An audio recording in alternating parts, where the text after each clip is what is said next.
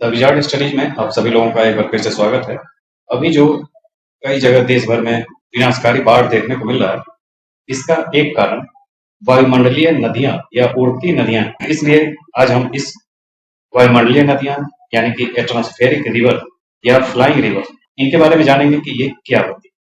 तो आइए देखते हैं।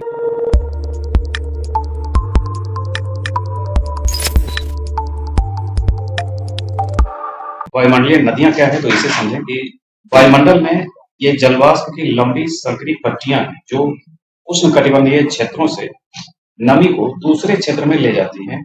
ये आसमान में बहने वाली नदियां हैं जो हजारों किलोमीटर लंबी और सैकड़ों किलोमीटर चौड़ी है हो सकती हैं, जो बड़ी मात्रा में जलवाष्प ले जाती हैं। जब वे जमीन पे गिरती हैं तो वे इस नमी को भारी बारिश या हिमपात के रूप में छोड़ सकती हैं, जिससे अक्सर बाढ़ और मौसम से जुड़े हुए अन्य प्रभाव पड़ते हैं। वायुमंडलीय नदियां वैश्विक स्तर पर पाई जाती हैं, जो दुनिया के प्रमुख भूभागों के पश्चिमी तटों को प्रभावित करती हैं। इसका एक उदाहरण पाइनएप्पल एक्सप्रेस है, जो एक मजबूत वायुमंडलीय नदी है जो हवाई द्वीप के पास उष्णकटिबंधीय क्षेत्र से नमी को अमेरिका के पश्चिमी तट तक लाने में सक्षम है। अब इसे समझें कि ये क्या चीज है।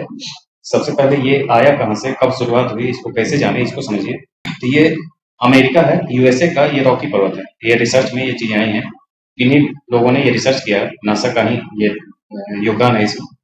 तो ये रॉकी पर्वत है और सैटेलाइट से ये इमेज जब लिया गया है तो ये इस तरीके से इसकी दिशा समझ में आई। ये कैलिफोर्निया है। कैलिफोर्निया के इस हिस्से में एक लंबी चौड़ी हवा जो लगातार एक धारा में बहती हुई, जैसे नदियां बहती हैं उस तरीके से बहती हुई आगे बढ़ती है। और ये जैसे जैसे ये आगे बढ़ती है लगातार, ये पूरा एरिया ऐसे ही है, तो ये पूरा एरिया जब तक ये आगे बढ़ नहीं जाता तब तक ये लगातार यहाँ बारिश होती रहेगी और यहाँ बर्फबारी होती रहेगी।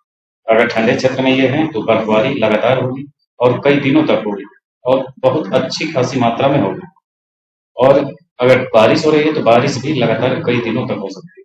तो ये इस टाइप की वायुमंडलीय नदियां, इसको देखें कि ये देखने में इस टाइप की लगेगी। ये वही एरिया है, यहाँ लगातार काफी ऊंचे स्तंभों जैसे ये जो दिख रहे हैं ये बादल हैं, और बादल के साथ ये बारिश का ये जो मौसम है, ये बादल की मोटाई बता रहा है कि ये काफी गहराई तक, यानी निचले लेयर से लेकर के ऊपर के लेयर तक ये मोटाई वाले बादल हैं जो लगातार बारिश कराते ही रहेंगे। जब तक ये बारिश करा नहीं रहेंगे तब तक ये समाप्त नहीं होंगे। और इसका चित्र इस यान से भी लिया गया था और यान से लेने पर ये वायुमंडल में इस तरीके से दिखे। ये पूरा एरिया पूरा का पूरा ऐसे ही जलवाष्प और बादल से भरा हुआ है और ये आगे की ओर शिफ्ट करते हैं। इसको आप एक वीडियो से इस तरीके से समझ सकते हैं।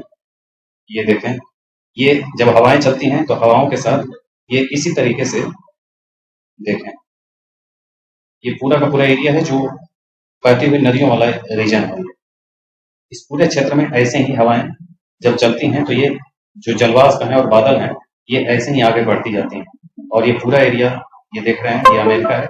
ये अमेरिका के इस हिस्से में तो ये बढ़ती जाती है, बारिश कराती जाती है। ये पूरा एरिया, ये पूरा रीजन ऐसे ही आगे शिफ्ट होता जाता है। कई तरीके से ये चित्र लिया गया है और इसको दिखाया गया है।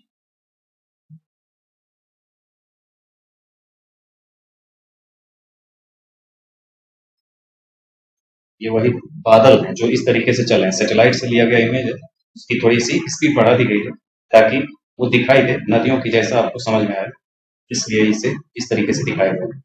तो ये धीमे धीमे बहती हैं लेकिन इसी तरीके से बहती हैं।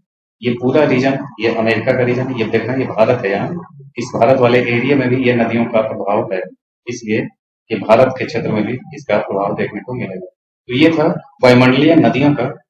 यही नदियां आगे बढ़ेंगी और भारत तक एरिया में भी फैली रहेंगी। तो ये था वायुमंडलीय नदियां, और या इसी को उड़ती हुई नदियां भी कहते हैं। आज के लिए इतना ही, मिलते हैं अगले वीडियो में। धन्यवाद।